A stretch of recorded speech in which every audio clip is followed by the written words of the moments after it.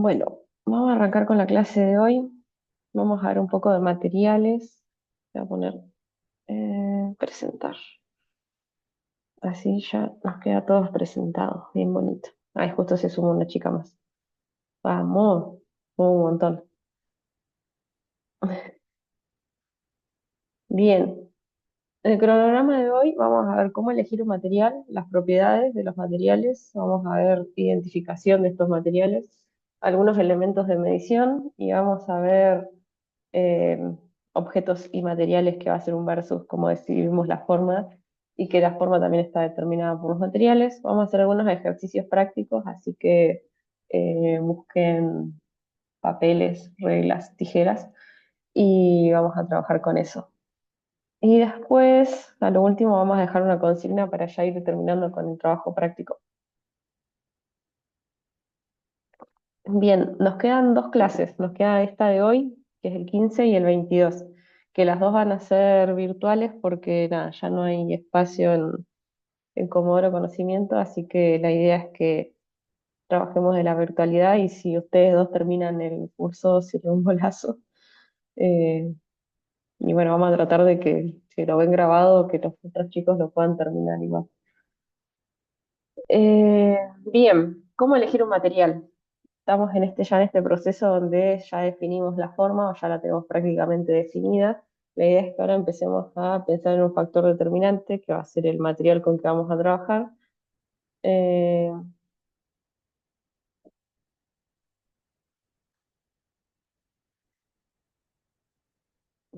le voy a apuntar a Mercedes si me escucha, porque ya veo que no me está escuchando nada. Por eso es medio traidor, ¿viste? Tenés que cuando arrancar. eh, genial. Ya estaba preocupada porque el Zoom es medio una embola, a veces no le encontrás la vuelta. Ahí se suma Joaco para sumar un participante más. Vamos. Esto está quedando grabado, así que después lo pueden rever cuantas veces quieran. Yo lo estoy grabando en mi compu, así que después lo subo en alguna plataforma, veo cómo hago para pasárselos. Bien, volviendo a lo que estábamos hablando, me fui para atrás. Ahí está. Eh, Bien, la selección del material.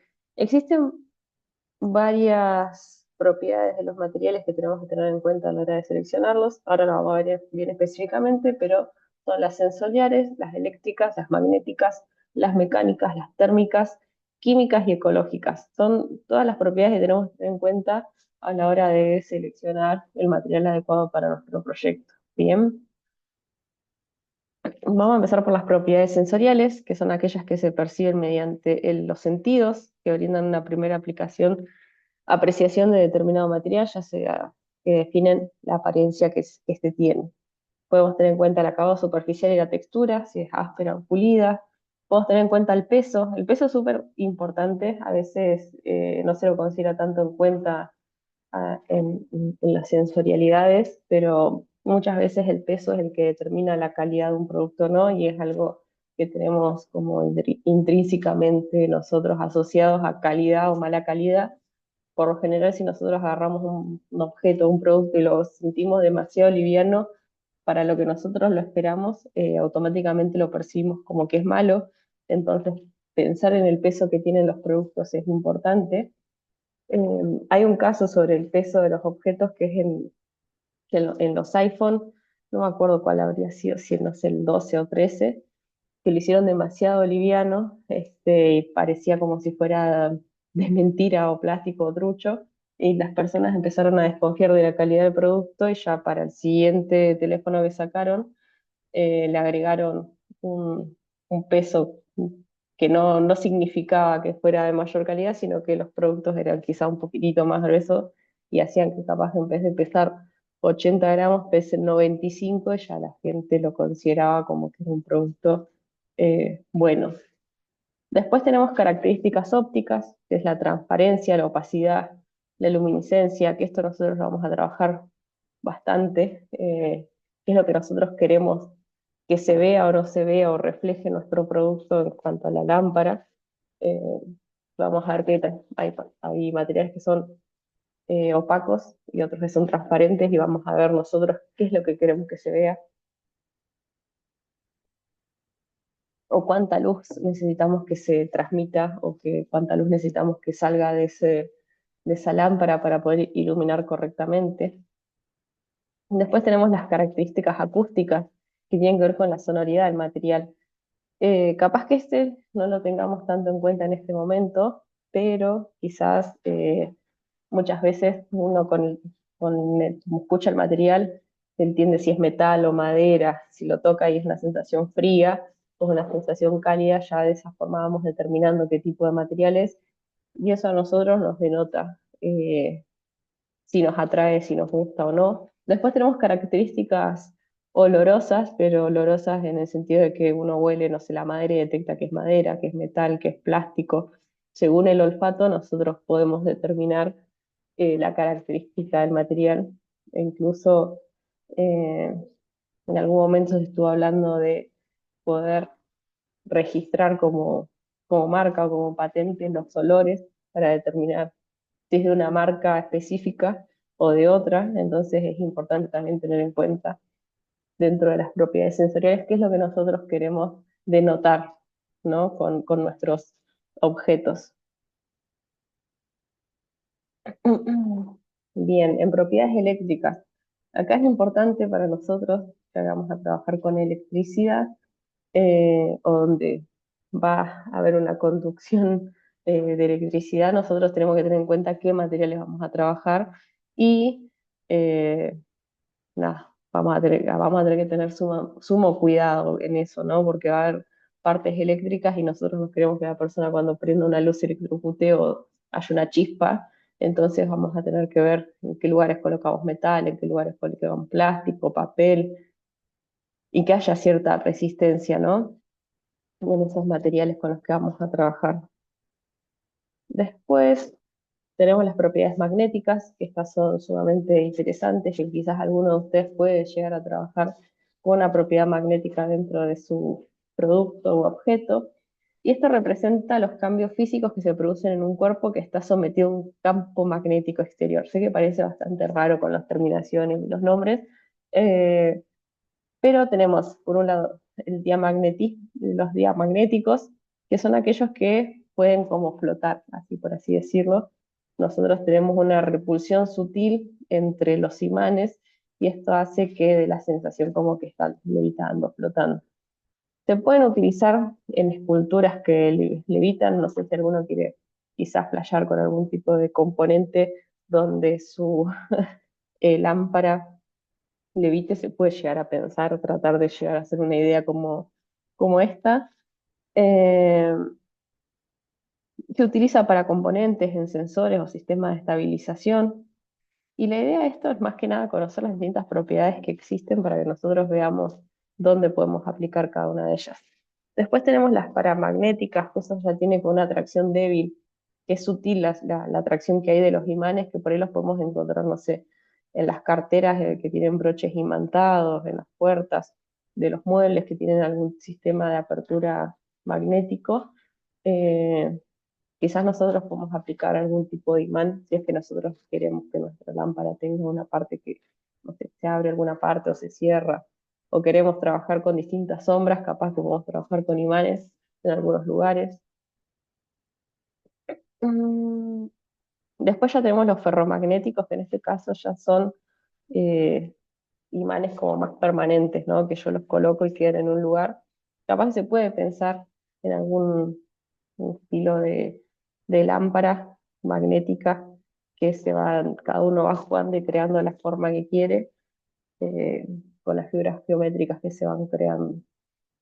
Mm, Bien. Después tenemos propiedades mecánicas.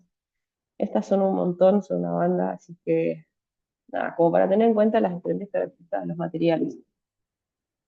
Tenemos la elasticidad, esto por lo general lo pueden ver en los plásticos, que es la propiedad de que un material puede recuperar su forma original al cesar un esfuerzo. Acá tenemos el ejemplo de una piecita plástica, y que si yo le hago una fuerza, se puede llegar a curvar, pero no se rompe.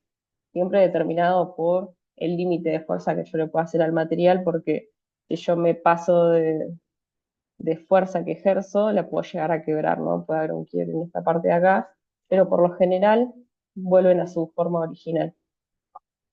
Después tenemos la plasticidad, ahí voy a darle a aceptar a Caro que está entrando, que es la calidad opuesta a la elasticidad.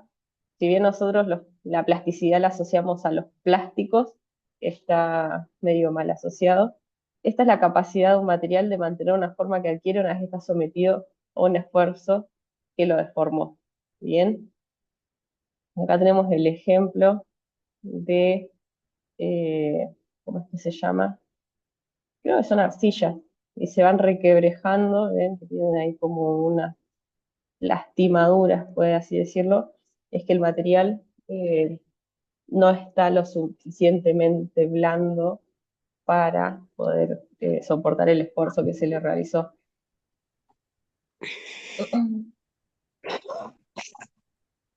Micrófono abierto, le voy a cerrar. Cualquier cosa lo reactiva. Bien, tenemos la ductibilidad, que pues es la propiedad de los materiales de poder ser estirados y conformados en hilos muy finos. En este caso tenemos el ejemplo de los cables de cobre. La maleabilidad, que se refiere a la capacidad de un material para conformar láminas delgadas sin romperse. La tenacidad, que es la resistencia a las roturas de un material cuando está sometido a esfuerzos lentos de deformación. La dureza, el ejemplo del diamante es el más clásico, que es la resistencia que opone un cuerpo a ser penetrado por otro.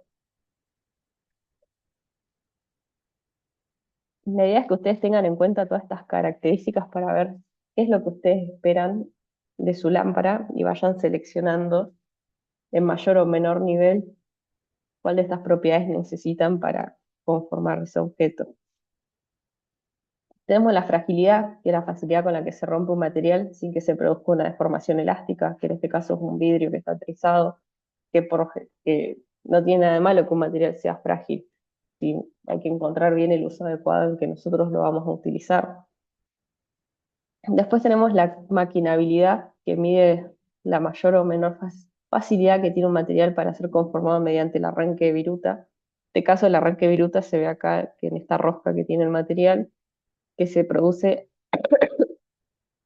nada, arrancando material, arranque de viruta. Después tenemos la resiliencia, que es la resistencia que opone un material a un golpe brusco e intenso, o un retorcijón en este caso, y es si vuelve o no a a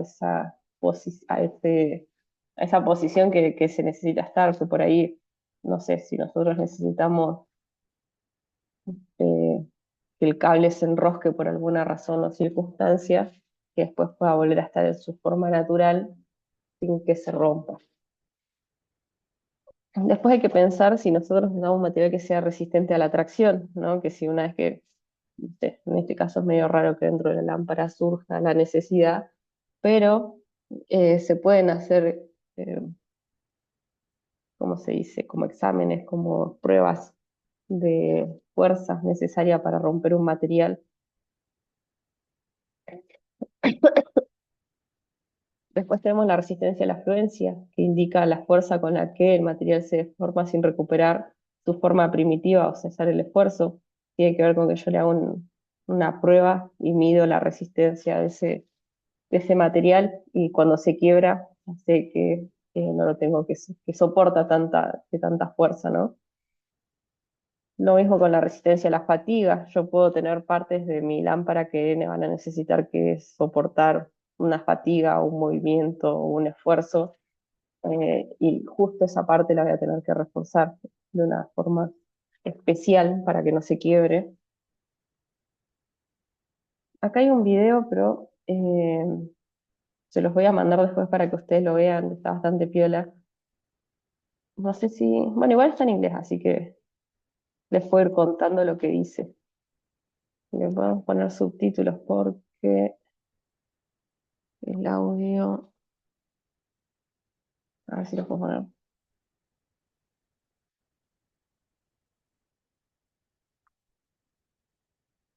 Ah, pero me lo subtitula en inglés. y lo toma.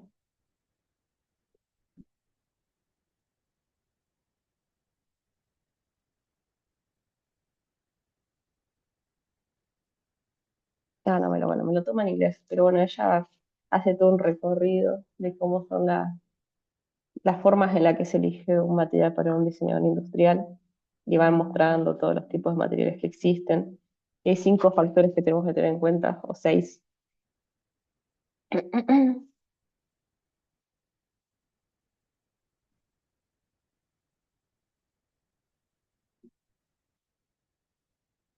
Uno va a ser la funcionalidad, que eso lo venimos hablando, ¿no? Que desde el primer día de clase yo les decía, bueno, piensen para dónde va a estar la lámpara, en qué lugar la van a ubicar, que es un factor esencial para que nosotros decidamos qué tipo de material vamos a usar.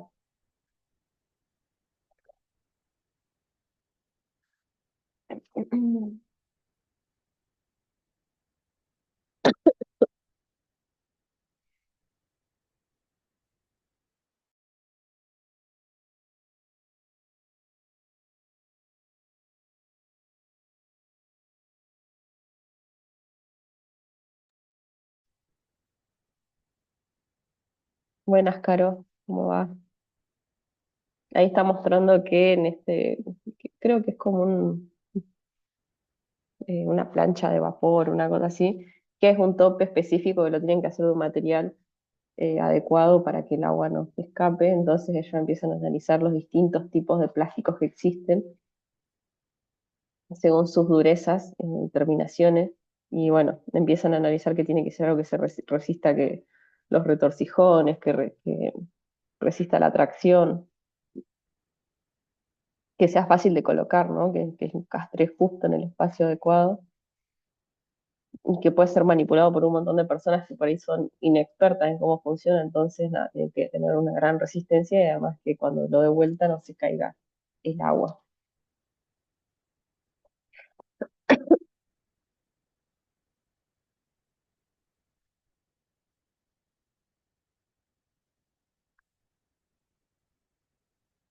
Uno y cuenta que hay un libro específico para conocer sobre distintos materiales. Que no lo descargue capaz, porque ustedes lo pueden buscar y ver qué onda. Esto que estamos viendo hoy, los distintos materiales y las diferentes propiedades que hay, como para tener en cuenta y tomar una decisión adecuada.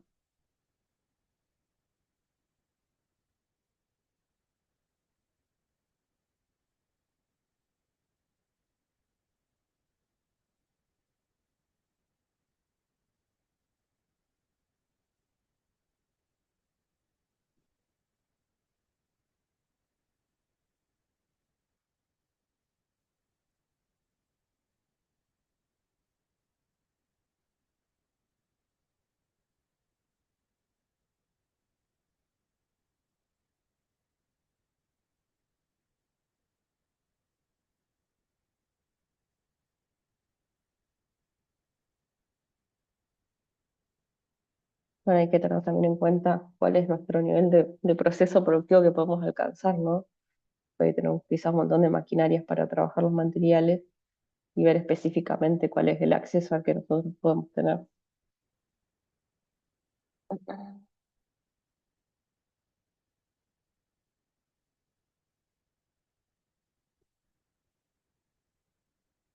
Ahí muestra otro libro. Este es como más de cómo se fraccionan los materiales, cómo los puedes conseguir. Después del contexto, eso también es importante pensar como otro eh, factor a tener en cuenta.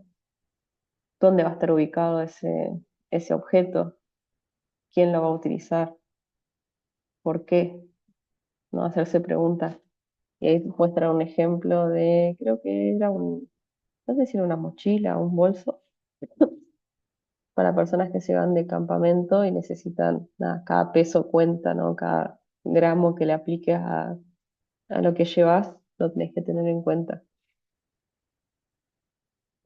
Entonces es como que las personas van pesando cada uno de sus materiales para ahorrar hasta el más mínimo gramo y que ellos era una carpa, habían diseñado una carpa que no sé si pesaba 15 20 gramos de lo liviano que era el material.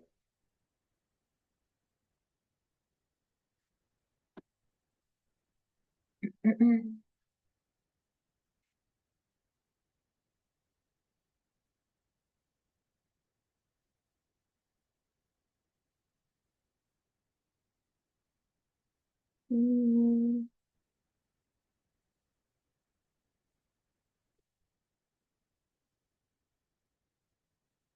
Después igual se lo voy a mandar el video. Creo que desde YouTube le puedo poner los subtítulos en español para que lo vean sin mi voz de fondo.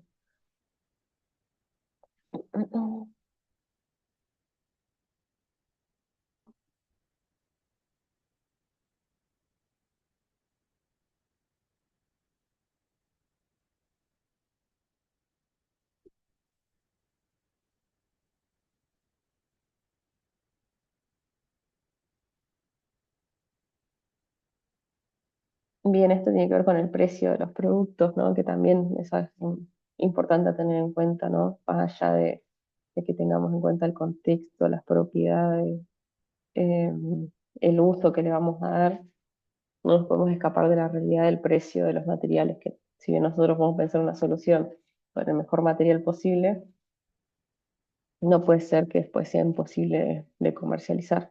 Entonces ya también en la hora de pedir materiales vamos pensando en costos.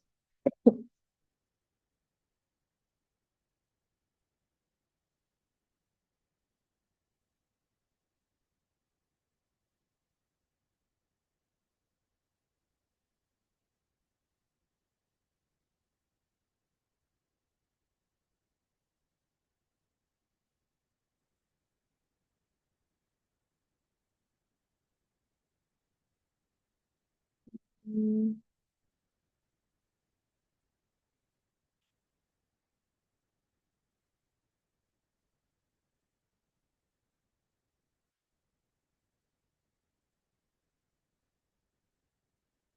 Hay un grupo que están diciendo que no puede entrar. Eh,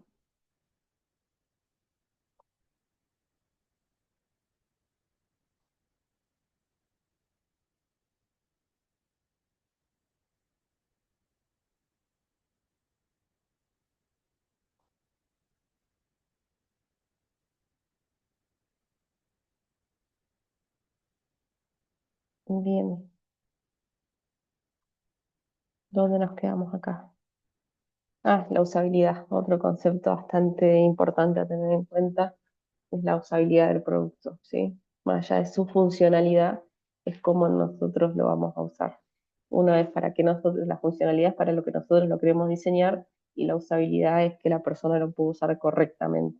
Entonces, pensar en cómo se va a utilizar más allá de que nosotros lo pensemos de cierta forma es sumamente importante porque las personas le pueden dar un uso más allá del que nosotros habíamos pensado desde la funcionalidad, sino desde cómo se usa. Parecen conceptos parecidos, pero no son muy parecidos. Bien, ¿cómo venimos hasta acá? ¿Dudas? ¿Consultas? ¿Venimos bien? Próximamente largo mi carrera de streaming. Voy a ser youtuber de, de diseño industrial. Qué interesante. Buenísimo. Bien. Acá hay otras propiedades que también podemos tener en cuenta. Una son las del calor específico. ¿Cuál es el calor necesario?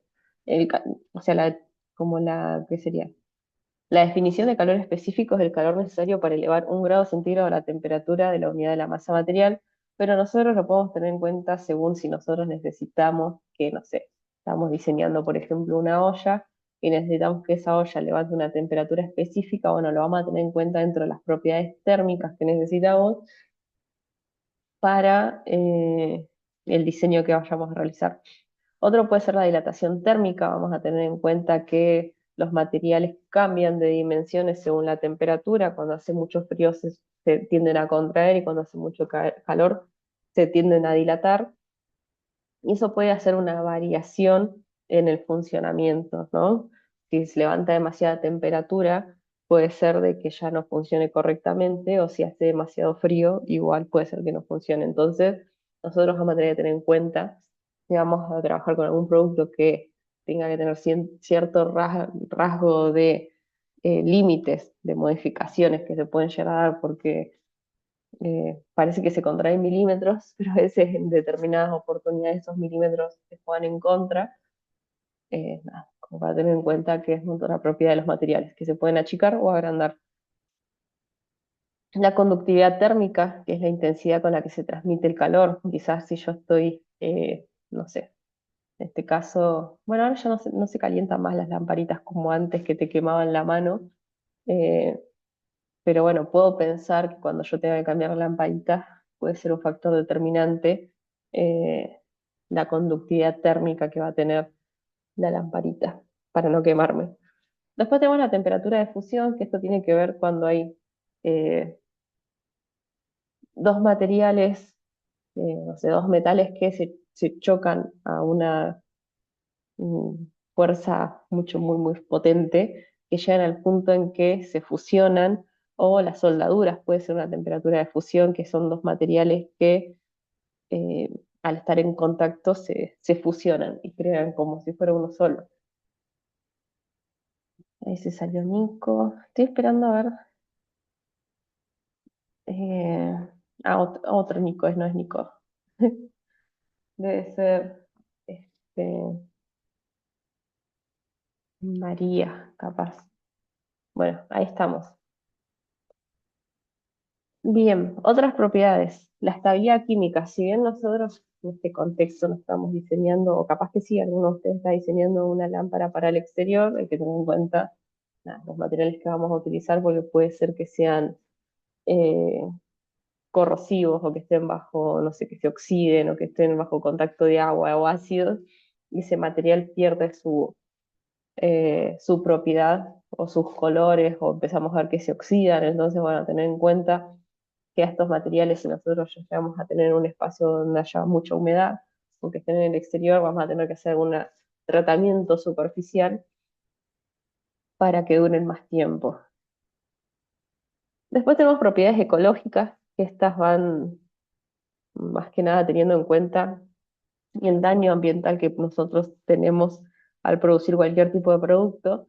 Entonces nosotros desde el inicio, desde que arrancamos a diseñar el producto, podemos ir pensando las energías que vamos a utilizar, o vamos a pensar en que estamos trabajando con residuos que otros no aprovechan, o vamos a pensar en el ciclo de vida del producto, ¿no? Tengan en cuenta que por ahí el ciclo de vida es desde que se piensa el producto hasta que se usa y hasta que se deja de utilizar y que se tira a la basura por lo general. Bueno, nosotros podemos pensar en esa vida útil, que en vez de que se tire a la basura o que se rompa o que no sé, o en el caso de que se rompa, podamos brindar una atención de reparación del producto, o lo recuperamos y lo transformamos en otra cosa, como para que el material no se deseche, ¿sí? Que nosotros lo vayamos pensando, bueno, en el caso de que se rompa o le pase algo, tiene una garantía, y la garantía es que te lo reparás o recuperás el material para que no termine en un desecho o en un tacho de basura. Bien, la identificación de los materiales. Nosotros tenemos grandes grupos de materiales. Por un lado tenemos los metales ferrosos, los metales no ferrosos, los cerámicos y los que son para la construcción. Y después tenemos los polímeros naturales, que son la madera, el cuero, las fibras textiles, y polímeros sintéticos. Dentro de todos esos materiales que existen, nosotros lo vamos a empezar a determinar según características que pueden ser la apariencia, como el color, el acabado superficial, la forma.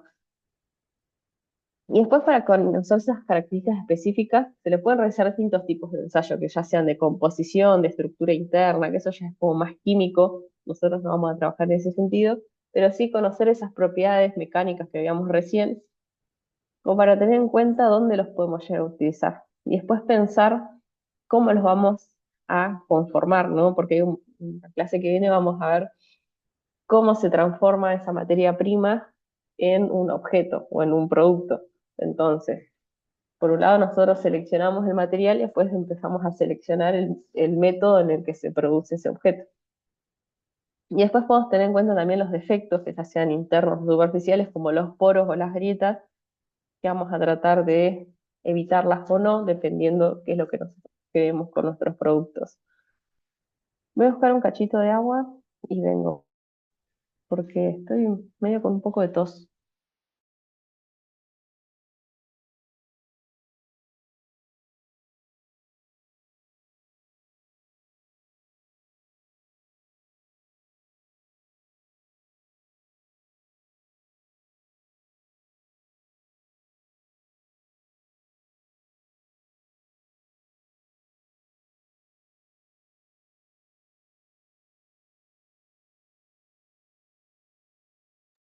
¿Te van dando ya una idea de qué materiales puedes llegar a utilizar?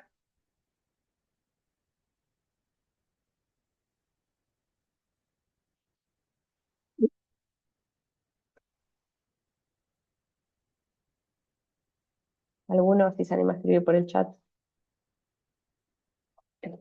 digan en algún tipo de material o cómo los, no sé.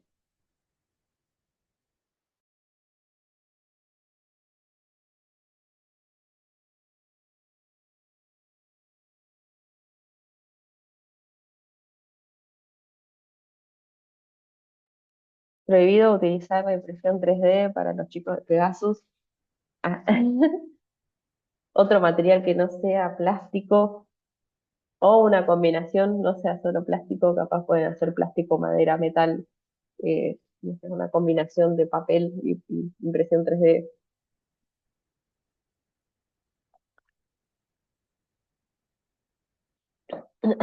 Hay que salir de la zona de confort, hay que enfrentarse a nuevos retos. Eh, bien, vamos a seguir.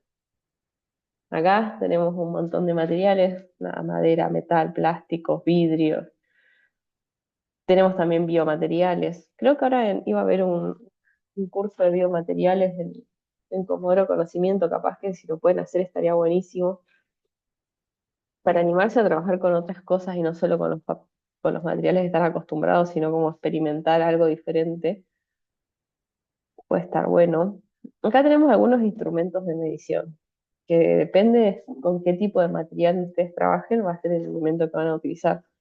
Nada, comúnmente son cintas métricas, que pueden ser así en este estilo, esto es para más textil, esto es más para, no sé, madera, metal, por ese estilo.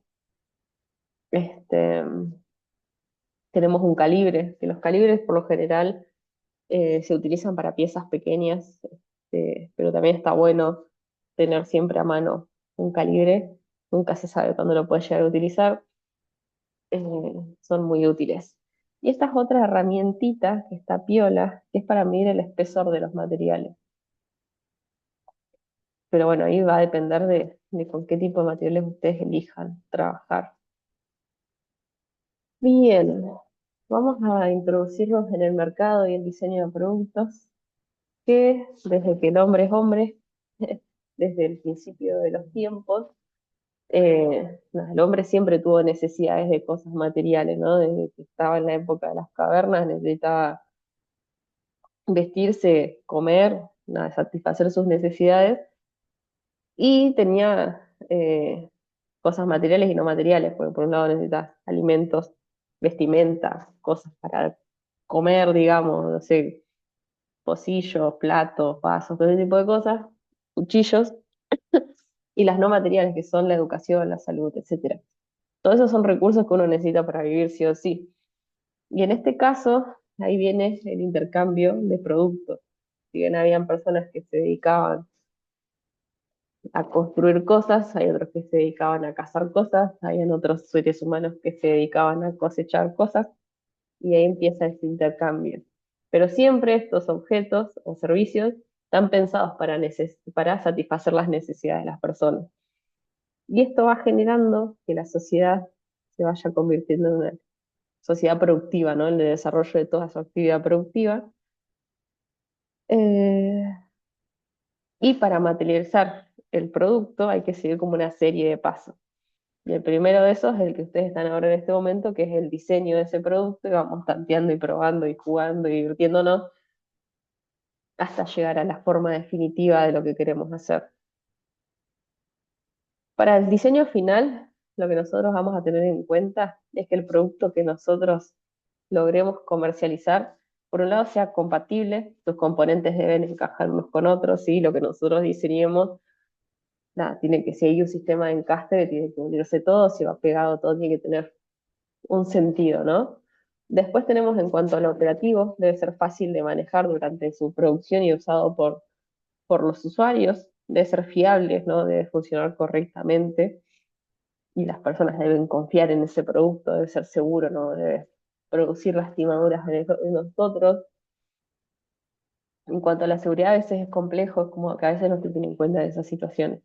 A mí me pasó de trabajar en una escuela el año pasado, donde en una escuela privada que había mandado a hacer muebles para cada una de las aulas, bancos, o sea, todos los bancos y sillas mandaron a hacer, pero el carpintero que los diseñó no los pensó muy bien esos muebles, porque no eran los típicos bancos de escuela que vieron que los bancos de escuela están alrededor de la madera, hay un caño redondo que va curvado y todo es eh, como si se redondeado. Estos bancos de mesas no estaban redondeadas las puntas y estaban hechas con melamina. Vieron que la melamina termina filoso a 90 grados. eh, y si nunca se cortaron con la melamina, es muy posible que se corten. Yo me corté un montón de veces moviendo madera. Y lo que pasaba muchas veces es que nada, los chicos son chicos, todos en edad primaria, se agachaban por ahí a buscar un lápiz y se golpeaban con el borde de la mesa y se cortaban la frente, porque estaba mal hecho el diseño del producto. ¿Sí? No era un error de los niños que golpearse se van a golpear, sino que el producto tendría que estar pensado para los golpes. Y en las mesas de las escuelas normales, si te golpeas con el banco, no te cortás. A lo sumo que se abre un chichón o una cosa así, pero no es que te llega a lastimar la piel. Bien. Por otro lado, nosotros también, en este sentido de pensar un poco más en el medio ambiente, vamos a tratar de que nuestro producto sea respetuoso con el medio ambiente, ¿no? Que lo que nosotros vayamos a hacer tenga algún tipo de cuidado, que sepamos qué va a pasar al final de su vida útil.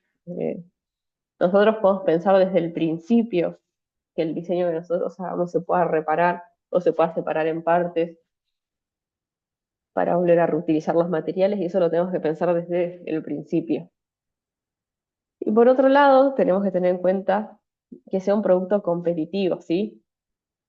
Que se pueda reconocer en el mercado y de a poco nosotros ir creando nuestra marca de productos y cuando la gente los vea puedan decir, este diseño pertenece a tal autor o esta persona es la que se dedica a hacer este tipo de objetos y ya nos puedan ir identificando como, no sé, cuando ves un iPhone, sabes que es un iPhone, o cuando ves todo lo que es la gama Apple, entendés que pertenecen a ese submundo de productos, ¿no?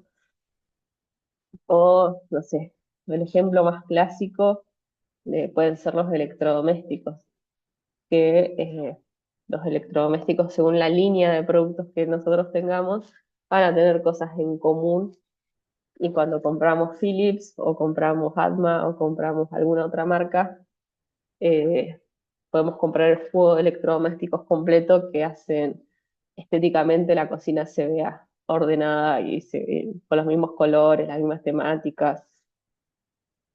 O podemos comprar una temática específica, no sé, yo tengo las freidoras de aire de Mickey, por así decirlo. Eh, entonces uno va comprando quizás después todos los electrodomésticos que pertenecen a una gama de productos eh, y vas generando como tu línea. La idea es que nosotros podamos llegar a ese. Eh, voy a cerrar otro micrófono. Última, después lo abren si quieren eh, nada, contar algo. Bien, no sé qué onda la gripe que me dio, pero es como que me canso de hablar y me caigo sin oxígeno de golpe.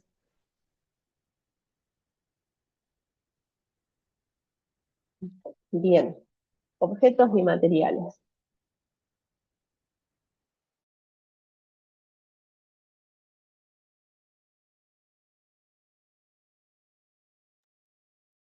Cada objeto tiene un propósito, ¿no? Una necesidad que debe satisfacer para quien lo usa. Nosotros ya desde que arrancamos a pensar en nuestra lámpara, sabíamos, o difusor de luz, cuál era el propósito, para qué lo íbamos a utilizar. Ah, genial. Cristina está con Eli, así que vamos, somos un montón al final. Me parece que sirve más la virtualidad que la presencialidad. Capaz que podemos pensar mudarnos hacia una virtualidad en el curso o hacer una semana y una semana, no sé, podríamos conversarlo para la etapa siguiente para que logren llegar la mayor cantidad de personas. Bien, para decir cómo será ese objeto necesitamos seguir un paso, ¿no? Un caminito a seguir. Y cómo se va a fabricar es algo muy importante a tener en cuenta, no nos tenemos que olvidar de que nosotros podemos quizás pensar en el material específico y si no tenemos forma de producirlo acá en Comodoro, nada, se nos va a complicar. Entonces, objetos, materiales y procesos de fabricación van de la mano en simultáneo, es muy difícil escaparnos, sino de, de cómo se crean los productos porque no los vamos a poder producir. Entonces, el material que nosotros elijamos para hacer un producto o una parte de él va a depender mucho de lo que ese producto necesite, ¿no? Como veíamos al principio, si necesitamos que sea opaco, que si necesitamos que sea translúcido, si necesitamos que tenga ciertas características específicas, eso lo va a determinar lo que el producto necesite para funcionar. O lo que nosotros querramos generar en las personas también, ¿no? Porque los materiales sensorialmente también transmiten emociones o sensaciones o recuerdos, y eso nosotros también lo podemos evocar desde el diseño de lo que queremos mostrar. Y por otro lado, eh, el material que usemos nos va a dar ciertas pautas de qué cosas podemos o no podemos hacer. Ahora vamos a hacer unos ejercicios prácticos como para distender un poco la clase y que no sea todo teórico.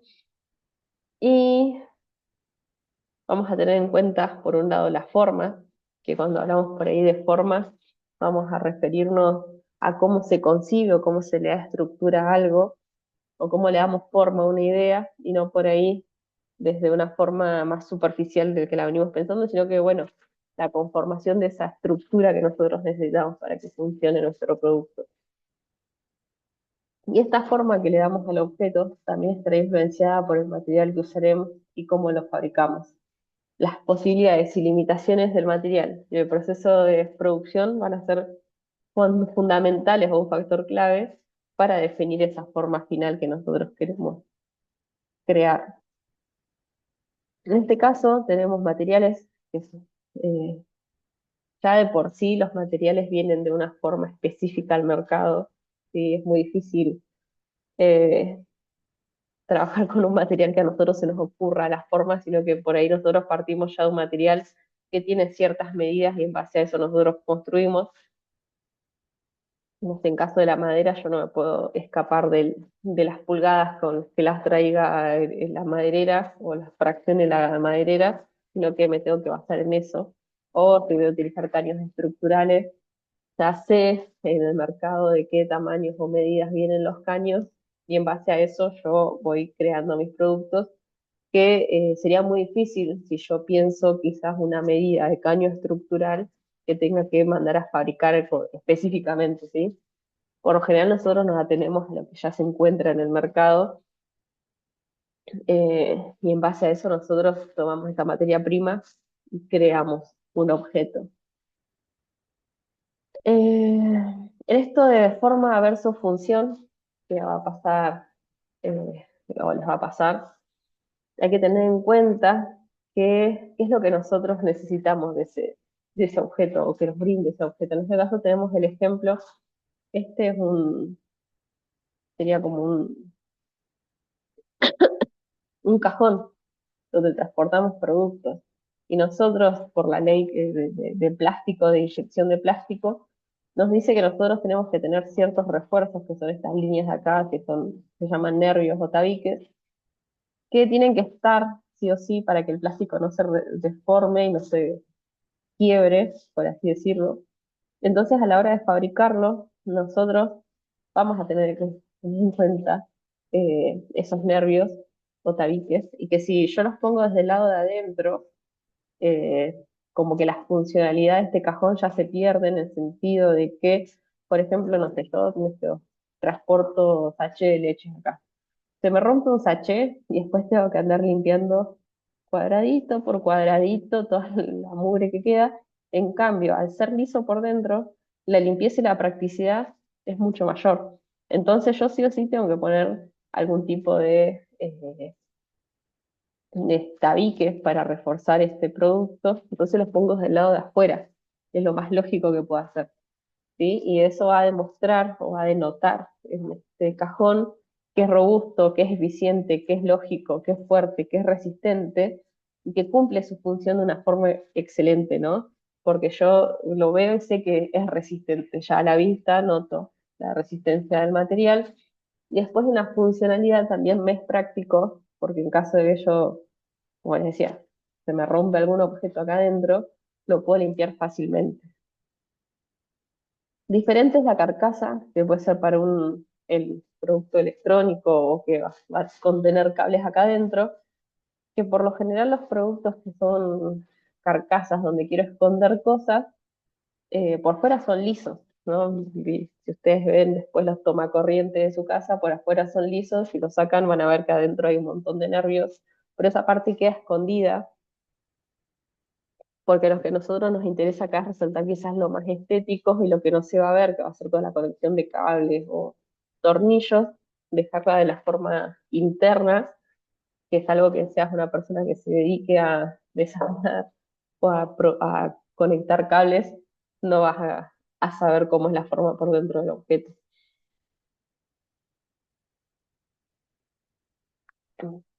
¿Se entendió? ¿Alguna duda? ¿Estamos bien? Aprovecho a tomar agua mientras alguien me contesta.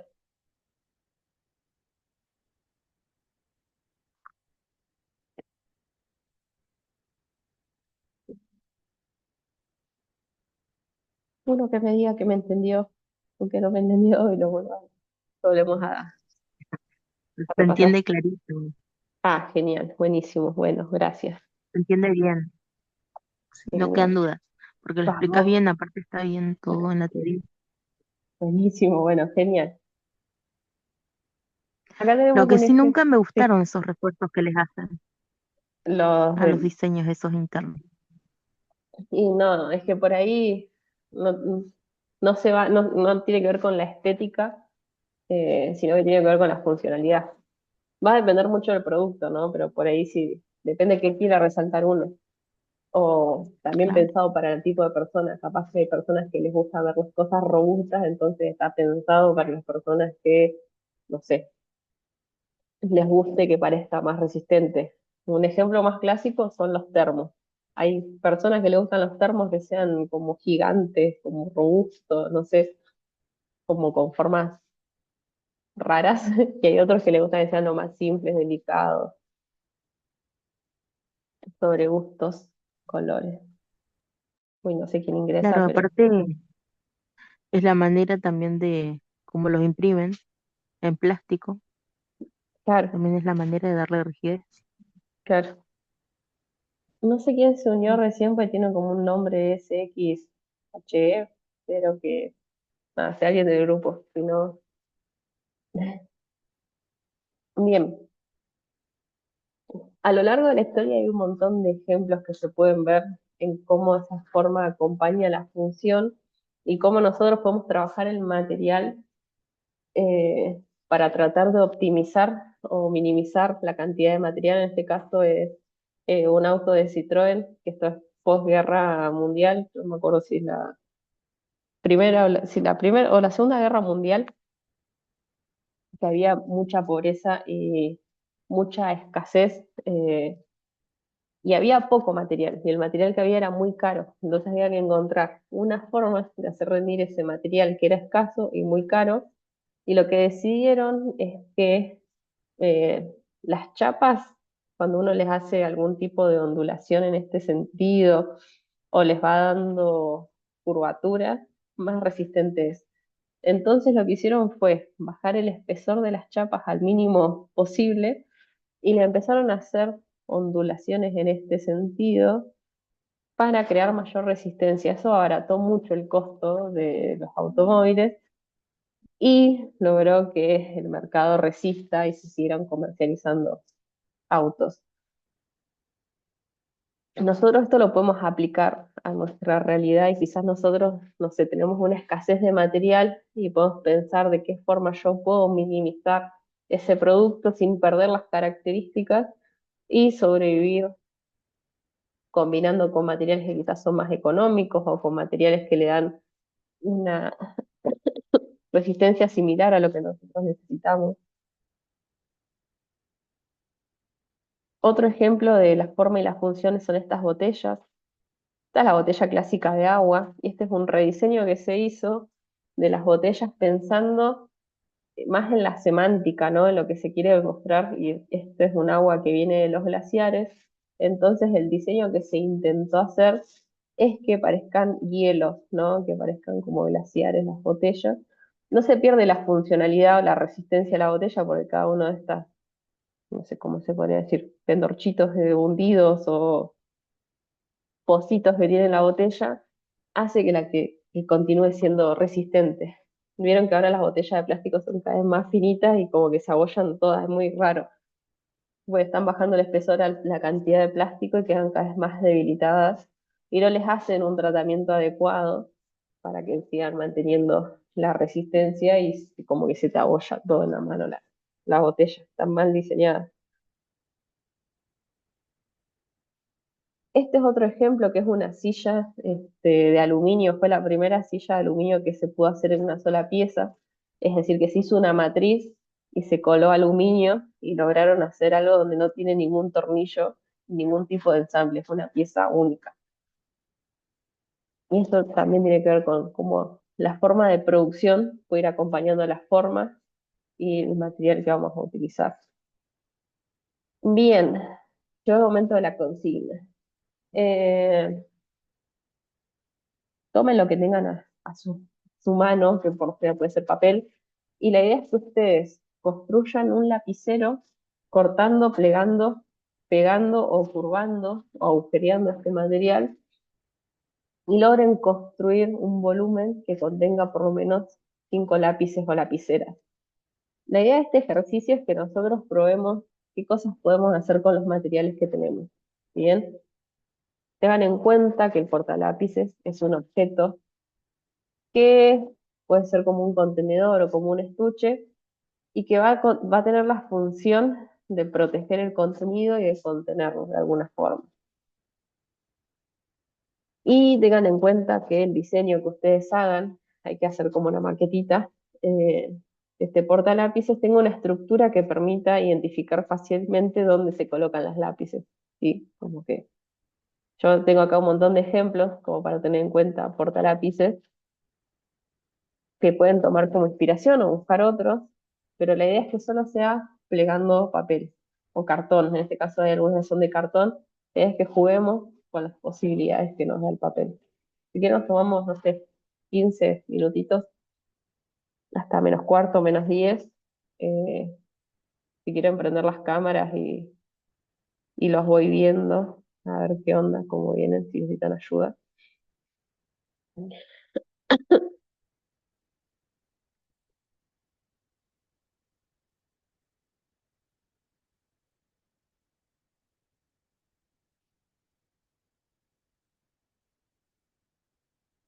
No sé si ahorita estás queriendo hablar y estás silenciado.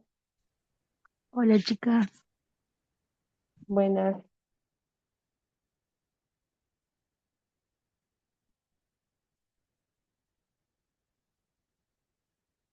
¿Ahí me escuchan? Ahí está, ahí vas. Ya. Entonces, el objetivo es usar papel para hacer un portalápices. Bien, exactamente. Listo, ahí vamos. Les dejo si quieren la consigna ahí, la que puedan ver.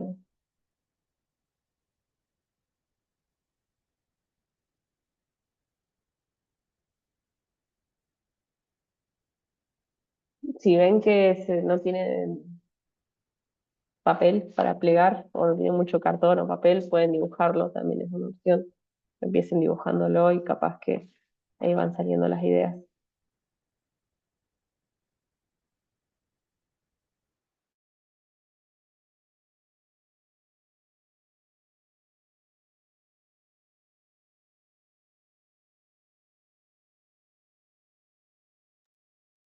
Profe, qué pena. Aquí hay mucho ruido. Estamos sin audífonos, pero ya nos conectamos. ¿Esta clase va a quedar grabada? ¿Nos la va a enviar? Sí, la estoy grabando, todavía no sé cómo voy a hacer, pero se las voy a enviar. Capaz que los termine subiendo a YouTube o algo así, cosa que ustedes después lo puedan ver.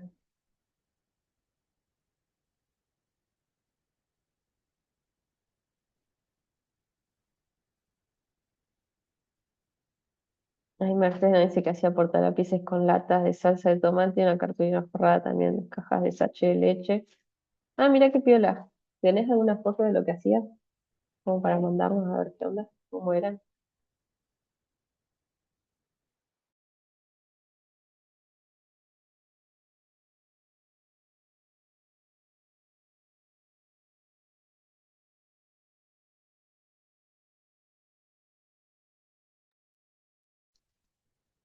En mi época de docente igual, hacía con las latas de durazno, las forrábamos con piel, color blanco y hacíamos los conejitos para portar huevos y que después les quedaba como portalápices a los chicos.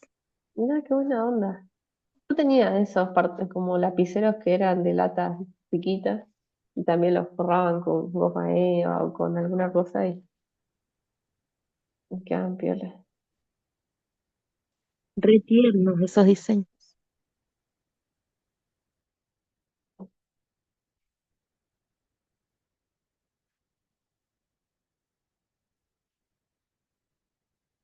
Bueno, cuando tengan algo para mostrar o alguna idea que quiera mostrar, nos vemos.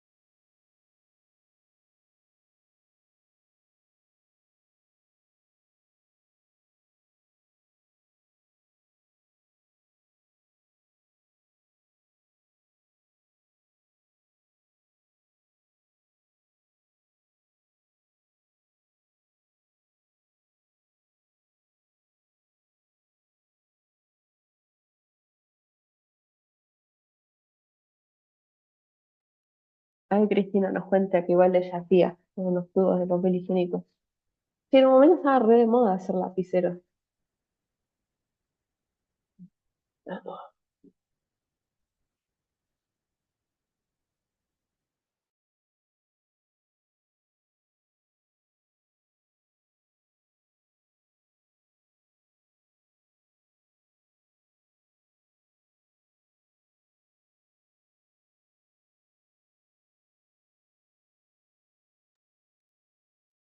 Yo no estoy haciendo nada porque no tengo nada a mano, ando No, en otro lugar, pero estoy bueno, atenta a la clase. bueno, sí lo dejamos como tarea para, sí, para probar materiales.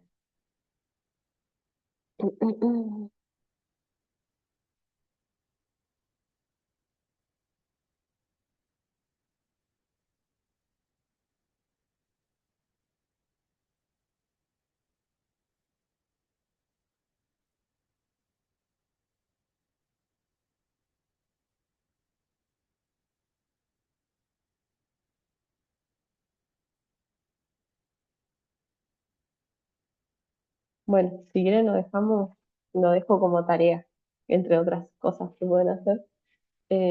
Dejamos las actividades porque si no tienen materiales, después van a tener que hacer un soporte para celular.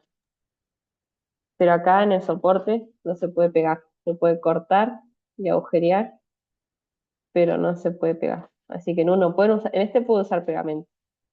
En este no hay restricciones de pegamento, A pero en ver, profe, este. ahí estaba armando algo, tendría que compartir cámara. Ah, dale. Eh, ¿De dónde comparto cámara? Acá. Vamos. Caray, ¿Ves? ¿dónde comparto acá? Ahí estamos viendo. Ahí se ve. ¿Se ve? Ah, yo no Sí, lo puedo sí. ver. Ahí diste vuelta la cámara y sí, se nota el Bueno, esa lapicero. más o menos era idea. Una bandejita donde Bien, tiras todo el portalápiz, lapicera y otros accesorios de escritorio. bien, buenísimo. Resolutivo al 100%. Y ahora, ¿cómo hacer? Ahí estamos. Ahí apagaste la cámara. Bien. ¿Alguno más pudo hacer algo?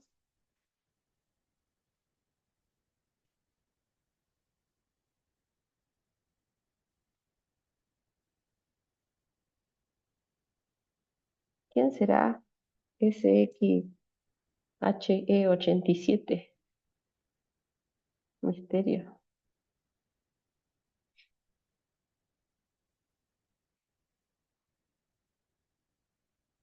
Bueno, si nadie más hizo lo que está haciendo, nada, los hacen después y los mandan al grupo.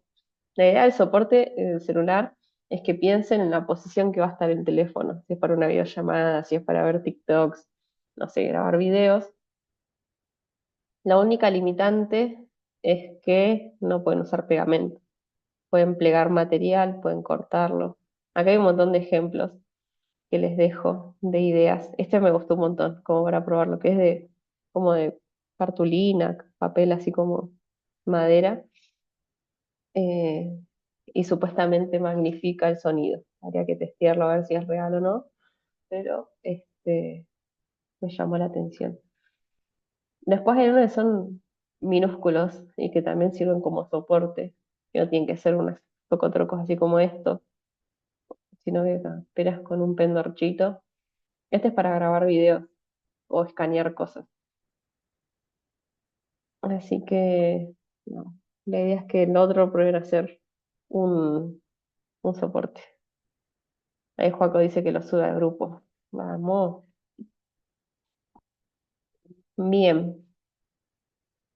Hay dos formas de concebir los productos. Uno es que nosotros tengamos la necesidad de hacer un producto y otro es que nosotros tengamos mucho material a disposición sobre algo y en base a eso nosotros empecemos a cranear posibles productos por la cantidad de material que tenemos. Hay un ejemplo de una empresa que en 1993 tenían como una gran cantidad de un material que se llamaba como maderón, que ahora se llama Duralmont, que es un material que eh, se trabaja con inyección y estaba utilizado en su momento para ataúdes, un poco tétrico, pero como había tanta cantidad de ese material, contrataron a un diseñador que les dijera, bueno, ¿para qué se puede utilizar, además de que para hacer ataúdes, este material, que era de una cáscara de almendra triturado y que se mezclaba con una resina sintética y tenía como ciertas características que el material era como traslúcido, podía como funcionar como lámpara. Así que más allá de hacer ataúdes, largaron toda una línea de productos que tenía que ver con difusores de luz, lámparas. No me acuerdo, creo que hacían otras cosas más, pero bueno, como que uno puede partir desde la gran cantidad de material que tiene a su favor y ver qué productos puede construir, o puede buscar una necesidad e ir seleccionando el material como estábamos pensando en un principio, o podemos ir a la inversa y decir, no sé, tengo una gran cantidad de madera. ¿Qué hago con todo esto? Y pensar productos que quizás son líneas cortas de productos, no necesariamente tienen que ser tiradas muy largas, sino como quizás hacer líneas únicas según el material que nosotros tenemos en nuestro alcance. Ay, a ver qué Joaco mandó. Bien ahí, pegando papel. Ahí salió el lapicero. Medio como una nave parece, nave espacial. Está piola. Bien, siguiendo con este proceso de proceso productivo versus forma, hay otro ejemplo que está bastante interesante, que es un extractor de humo de la marca Cata, creo que no sé dónde será la marca Cata, eh, que tiene dos formas de instalarse. Uno era que quede escondido dentro del mueble de cocina y otro que queda a la vista, ¿no? Pero tenían un problema en esta construcción porque la persona que había diseñado este extractor no había tenido en cuenta que el material tenía fracturas porque tiene una doble curvatura. Tengan en cuenta que esta chapa se dobla en este sentido y en este sentido. Y ese proceso productivo hacía que se generaran como quiebres en la chapa en toda esta parte. Entonces, lo que tuvieron que hacer es pensar de qué forma iban a tratar de evitar estas deformaciones que se producían al embutir la chapa, porque de un lado se veían bien, de frente se veía bien, pero en los laterales quedaba rarita la situación. Entonces, se hicieron un montón de posibles bocetos o bocetos de posibles soluciones, donde se les hacían calados más irregulares o calados eh, para tratar de disimular este quiebre y se hizo como un gran análisis y testeo de cuál serviría más. Uy, se me fue.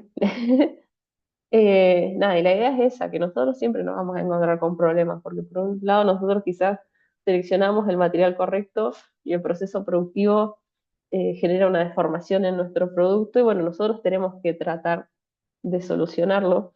Y muchas veces desde el diseño, cuando uno no puede solucionar ese error, trata de que quede como un detalle de diseño que se destaque, ¿no? En este caso, como veían que eh, estaba defectuosa esta lámina, se le agrega un detalle de diseño para tratar de que si no lo puedes evitar, de resaltarlo de alguna forma, es como la contra, ¿no? Como, bueno, si yo no lo puedo evitar, voy a tratar de que quede lo más visible posible.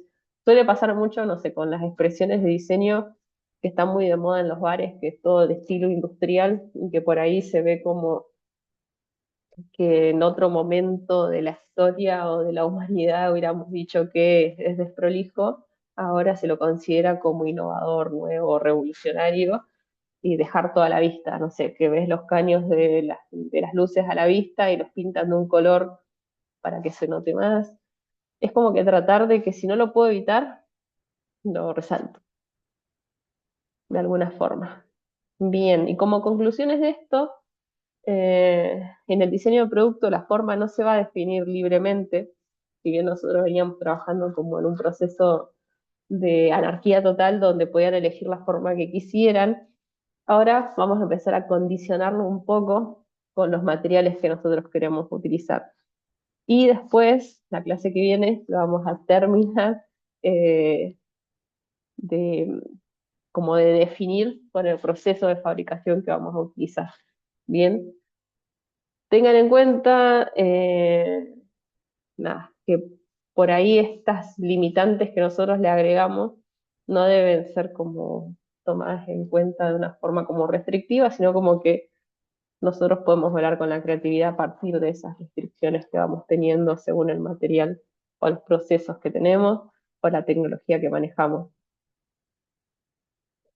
Este es un video que también está bueno, pero es muy largo, dura 20 minutos. Se los voy a mandar para que ustedes después lo vean tranquilos, tranquilas. Es sobre Francisco Gómez Paz, es un diseñador industrial de acá de Argentina, que en el año 2019 creo que fue, ganó un premio internacional al diseño y él, igual las voy a mostrar un poquito, porque ansiosa. Él diseñó una silla que se llama Utopía, y lo que él cuenta en este video es que él se basa en las posibilidades de fabricación, creo que no sé si es de Salta o de alguna provincia del norte, no me acuerdo muy bien cuál, no sé, Salta o Corrientes, pero bueno, como que los procesos productivos que había en la zona no estaban muy desarrollados, muy similar a Comodoro en este sentido. Este, entonces él diseña una silla en la cual, con procesos que mezclan el artesanado, porque si bien necesita toda esta parte manual de trabajo, utiliza maquinaria que nosotros tenemos acá en Comodoro disponible, que por ahí no se conoce, como los cortes láser, la impresión 3D, o el corte con CNC, con router, que eso lo vamos a ver igual la semana que viene, pero a través de tecnologías que son muy primarias y que no son inaccesibles, porque en realidad ya acá hay varias máquinas en ese sentido, se pueden generar productos de gran calidad, y la idea es como ir pensando nuestras formas de producción de productos, eh, que no necesariamente todos tenemos que tener estas maquinarias, que ese también es otro inconveniente, que uno por ahí cree que necesita adquirir esas máquinas que, no sé, una CNC sale lo mismo que una camioneta, como por así decirlo. Eh, pero sí podemos tercerizar algunas partes de la producción, ¿no? No sé, como pensar así medio, como a futuro, cosas que nosotros podríamos llegar a hacer teniendo en cuenta el nivel de tecnología acá. Que si nos podemos comprar las máquinas, no, mejor, genial, pero también se puede fabricar, este, nada, tercerizando algunas partes de la producción. Bien, con esto, es media cortita la clase de hoy, pero eh, la consigna sería que aprovechen esta semana para explorar materiales, que vean según las propiedades que ustedes necesiten para su lámpara, ya sea de resistencia, flexibilidad, alguna textura específica. eh, Definan el material que necesitan para su lámpara, investiguen cómo estas elecciones no solo van a afectar el final del producto, sino también la funcionalidad e integridad estructural ya de el producto, y que piensen creativamente en combinar materiales, no se queden solo eh, con la impresión 3D, lo que hay imprime en 3D, o con la madera, lo que ya trabaja en madera, sino que puedan animarse a trabajar con otros materiales. El que nunca trabajó con plástico, por ahí se puede animar a imprimir alguna parte en 3D. El que nunca trabajó con madera, bueno, sí, probarme con la madera, con el papel, con el metal. Tratar de animarse a probar otra cosa diferente eh, a la que uno está acostumbrado. Y eso, ya la clase que viene vamos a ver procesos productivos, y con eso terminaríamos. Yo ahora les voy a mandar el video, el último, que quedamos sin ver, y el anterior también de los materiales, y en cuanto pueda hacer la magia de subir esto a no sé, alguna plataforma, se los envío a ustedes. ¿Alguna duda? ¿Consulta? Pueden abrir micrófono o pueden escribir por el chat. No entendí. Genial, Del buenísimo. momento con lo visto, no tengo dudas. Vamos.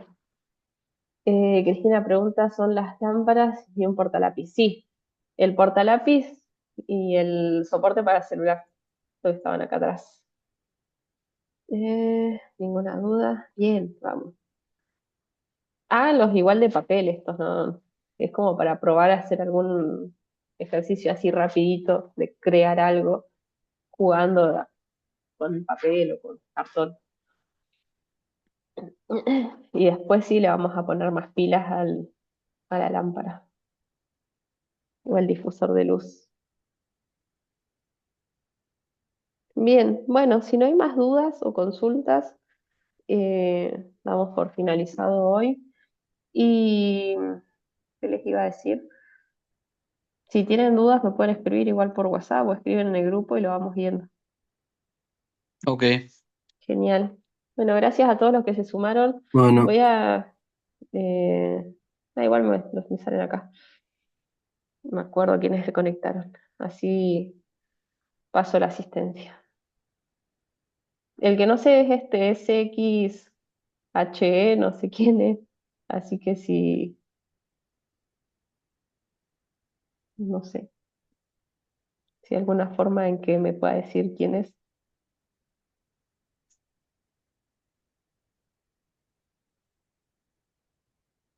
Bueno, igual lo corto ahora, voy a dejar de presentar. Y bueno, estamos en contacto. Gracias a todas las que todos que se sumaron. Nos vemos la semana que viene. Ah, hasta luego. nos Chao. vemos.